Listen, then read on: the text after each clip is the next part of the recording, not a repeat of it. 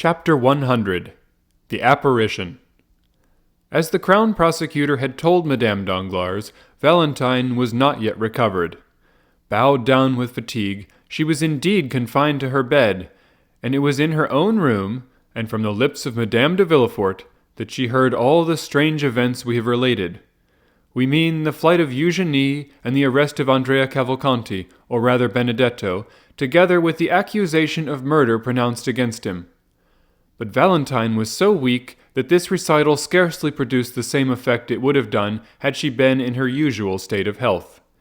Indeed, her brain was only the seat of vague ideas, and confused forms, mingled with strange fancies, alone presented themselves before her eyes.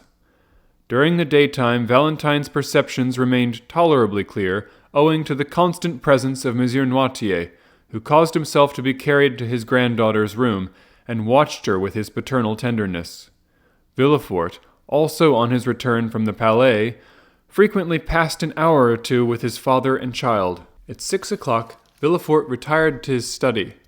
At 8, Monsieur d'Avrigny arrived himself, bringing the night draught prepared for the young girl, and then Monsieur Noirtier was carried away. A nurse of the doctor's choice succeeded them, and never left till about 10 or 11 o'clock, when Valentine was asleep.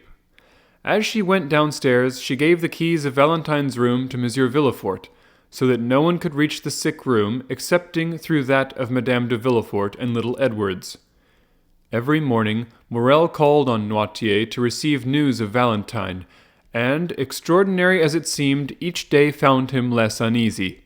Certainly, though Valentine still labored under dreadful nervous excitement, she was better, and moreover Monte Cristo had told him when, half distracted, he had rushed to his house, that if she was not dead in 2 hours she was saved. Now 4 days had elapsed, and Valentine still lived. The nervous excitement of which we speak pursued Valentine even in her sleep, or rather in that state of somnolence which succeeded her waking hours. It was then, in the silence of night, in the dim light shed from the alabaster lamp on the chimney-piece, that she saw those shadows pass and repass, which hover over the bed of sickness and fan the fever with their trembling wings. First, she fancied she saw her stepmother threatening her. Then Morrel stretched his arms towards her. Sometimes mere strangers, like the Count of Monte Cristo, appeared to visit her. Even the very furniture in these moments of delirium seemed to move, and this state lasted till about 3 o'clock in the morning, when a deep, heavy slumber overcame the young girl, from which she did not awake till morning. On the evening of the day on which Valentine had learnt the flight of Eugénie and the arrest of Benedetto, Villefort, having retired as well as Noirtier and d'Avrigny, her thoughts wandered in a confused maze, alternately reviewing her own situation and the events she had just heard. 11 o'clock had struck. The nurse, having placed the beverage prepared by the doctor within reach of the patient and locked the door, was listening with terror to the comments of the servants in the kitchen and storing her memory with all the horrible stories which had for some months past amused the occupants of the antechambers in the house of the Crown Prosecutor. Meanwhile, an unexpected scene was passing in the room which had been so carefully locked. 10 minutes had elapsed since the nurse had left. Valentine, who for the last hour had been suffering from the fever which returned nightly, incapable of controlling her ideas, was forced to yield to the excitement which exhausted itself in producing and reproducing a succession and recurrence of the same fancies and images. The night lamp threw out countless rays, each resolving itself into some strange form to her disordered imagination, when suddenly, by its flickering light, Valentine thought she saw the door of her library, which was in the recess by the chimney-piece, open slowly, though she in vain listened for the sound of the hinges on which it turned. At any other time Valentine would have seized the silken bell-pull and summoned assistance, but nothing astonished her in her present situation. Her reason told her that all the visions she beheld were but the children of her imagination, and the conviction was strengthened by the fact that in the morning no traces remained of the nocturnal phantoms who disappeared with the daylight. Behind the door a human figure appeared, but she was too familiar with such apparitions to be alarmed, and therefore only stared, hoping to recognize Morrel. The figure advanced towards the bed and appeared to listen with profound attention. At this moment, a ray of light glanced across the face of the midnight visitor. "It is not he," she murmured, and waited in the assurance of its being but a dream, for the man to disappear or assume some other form. Still, she felt her pulse, and finding it throbbing violently, she remembered that the best method of dispelling such illusions was to drink, for a draught of the beverage prepared by the doctor to allay her fear seemed to cause a reaction of the brain, and for a short time she suffered less. Valentine, therefore, reached her hand towards the glass, but as soon as her trembling arm left the bed, the apparition advanced more quickly towards her, and approached the young girl so closely that she fancied she heard his breath and felt the pressure of his hand. This time the illusion, or rather the reality, surpassed anything Valentine had before experienced. She began to believe herself really alive and awake, and the belief that her reason was this time not deceived made her shudder. The pressure she felt was evidently intended to arrest her arm, and she slowly withdrew it. Then the figure, from whom she could not detach her eyes, and who appeared more protecting than menacing, took the glass, and walking towards the night light, held it up as if to test its transparency. This did not seem sufficient. The man, or rather the phantom, for he trod so softly that no sound was heard, then poured out about a spoonful into a glass and drank it. Valentine witnessed this scene with a sentiment of stupefaction. Every minute she had expected that it would vanish and give place to another vision, but the man, instead of dissolving like a shadow, again approached her and said in an agitated voice, "Now you may drink." Valentine shuddered. It was the first time one of these visions had ever addressed her in a living voice, and she was about to utter an exclamation. The man placed his finger on her lips. "The Count of Monte Cristo," she murmured. It was easy to see that no doubt now remained in the young girl's mind as to the reality of the scene. Her eyes started with terror, her hands trembled, and she rapidly drew her bedclothes closer to her. Still, the presence of Monte Cristo at such an hour, his mysterious, fanciful, and extraordinary entrance into her room, through the wall, might well seem impossibilities to her shattered reason. "Do not call on anyone, do not be alarmed," said the Count. "Do not let a shade of suspicion or uneasiness remain in your breast. The man standing before you, Valentine, for this time it is no phantom, is nothing more than the tenderest father and the most respectful friend you could dream of." Valentine could not reply. The voice, which indicated the real presence of a being in the room, alarmed her so much that she feared to utter a syllable. Still, the expression of her eyes seemed to inquire, "If your intentions are pure, why are you here?"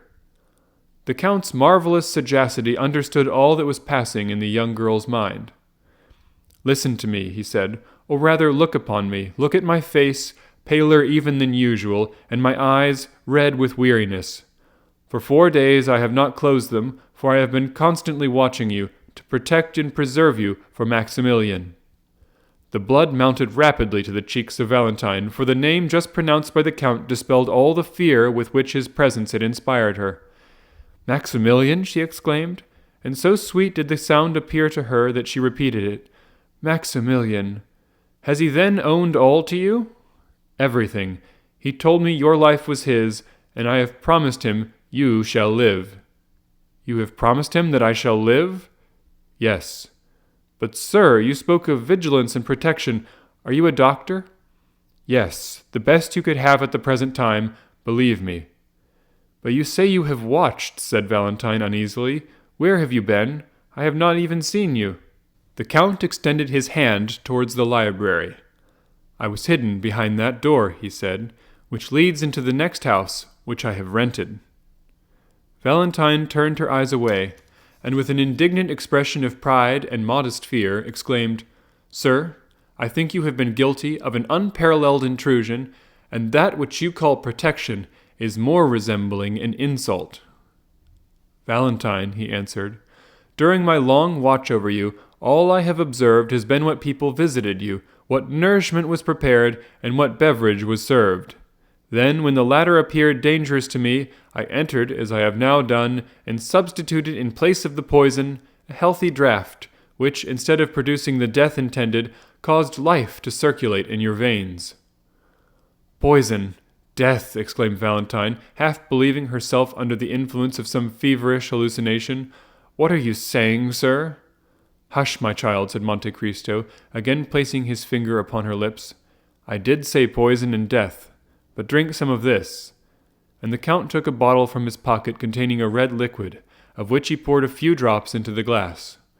"Drink this, and then take nothing more tonight." Valentine stretched out her hand, but scarcely had she touched the glass than she drew it back in fear. Monte Cristo took the glass and drank half its contents, and then presented it to Valentine, who smiled and swallowed the rest. "Oh, yes," she exclaimed, "I recognize the flavor of my nocturnal beverage, which refreshed me so much and seemed to ease my aching brain. Thank you, sir, thank you." "This is how you have lived during the last 4 nights, Valentine," said the Count. "But oh, how I have passed that time! Oh, the wretched hours I have endured! The torture to which I have submitted when I saw the deadly poison poured into your glass, and how I trembled lest you would drink it before I could find time to throw it away."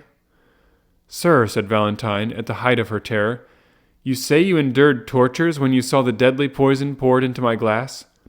But if you saw this, you must also have seen the person who poured it." "Yes." Valentine raised herself in bed, and drew over her chest, which appeared whiter than snow, the embroidered cambric, still moist with the cold dews of delirium, to which were now added those of terror. "You saw the person?" repeated the young girl. "Yes," replied the Count. "That which you tell me is horrible, sir. You wish to make me believe something too dreadful. What? Attempt to murder me in my father's house, in my room, on my bed of sickness? Oh, leave me, sir. You are tempting me. You make me doubt the goodness of Providence. It is impossible. It cannot be." "Are you the first that this hand has stricken? Have you not seen Monsieur de Saint-Méran, Madame de Saint-Méran, Barrois, all fall? Would not Monsieur Noirtier also have fallen a victim, had not the treatment he has been pursuing for the last 3 years neutralized the effects of the poison?" "Oh, heaven," said Valentine, "is this the reason why Grandpapa has made me share all his beverages during the last month? And have they all tasted of a slightly bitter flavor, like that of a dried orange peel? Oh, yes, oh, yes." "Then that explains all," said Monte Cristo. "Your grandfather knows, then, that a poisoner lives here. Perhaps he even suspects the person. He has been fortifying you, his beloved child, against the fatal effects of the poison, which would have failed from the constant habit of imbibing it. But even this would have availed little against a more deadly medium of death employed 4 days ago, which is generally but too fatal." "But who, then, is the assassin, this murderer?" "Let me also ask you a question. Have you never seen anyone enter your room at night?" "Oh, yes. I have frequently seen shadows pass close to me, approach and disappear, but I took them for visions raised by my feverish imagination, and indeed, when you entered, I thought I was under the influence of delirium." "Then you do not know who it is that attempts your life?" "No," said Valentine. "Who could desire my death?" "You shall know it now, then," said Monte Cristo, listening. "How do you mean?" said Valentine, looking terrified around. "Because you are not feverish or delirious tonight, but thoroughly awake. Midnight is striking, which is the hour murderers choose." "Oh, heavens!" exclaimed Valentine, wiping off the drops which ran down her forehead. Midnight struck slowly and sadly. Every hour seemed to strike with leaden weight upon the heart of the poor girl. "Valentine," said the Count, "summon up all your courage. Still the beatings of your heart. Do not let a sound escape you, and feign to be asleep. Then you will see." Valentine seized the Count's hand. "I think I hear a noise," she said. "Leave me." "Goodbye for the present," replied the Count, walking upon tiptoe towards the library door, and smiling with an expression so sad and paternal that the young girl's heart was filled with gratitude. Before closing the door, he turned round once more and said, "Not a movement, not a word. Let them think you asleep, or perhaps you may be killed before I have the power of helping you. And with this fearful injunction, the Count disappeared through the door, which noiselessly closed after him.